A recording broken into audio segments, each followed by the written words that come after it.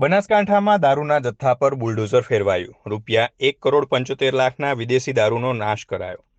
બનાસકાંઠા જિલ્લામાં પ્રોહિબિશનના વિવિધ ગુનાઓમાં પકડાયેલા કરોડો રૂપિયાના વિદેશી દારૂના જથ્થાનો આજે પોલીસ અને વહીવટીતંત્રની હાજરીમાં નાશ કરવામાં આવ્યો હતો. દાંતીવાડા અને પાંથાવાડા પોલીસ મથકના કુલ 30 જેટલા ગુનાઓમાં કબજે કરાયેલી અંદાજે ₹1,75,00,000થી વધુની કિંમતની દારૂની બોટલો પર બુલડોઝર ફેરવી દેવામાં આવ્યું હતું. દાંતીવાડા તાલુકાના જાત ગામની સીમમાં આ દારૂના નાશની પ્રક્રિયા હાથ ધરવામાં આવી હતી. ધાનેરા એસડીએમ અને પાલનપુર ડીવાયએસપી જે ગામિત સહિતના ઉચ્ચ અધિકારીઓ સ્થળ પર હાજર રહ્યા હતા. ગેરકાયદેસર દારૂના વેપલા વિરુદ્ધ પોલીસનો આ એક કડક સંદેશ હોવાનું મનાઈ રહ્યું છે.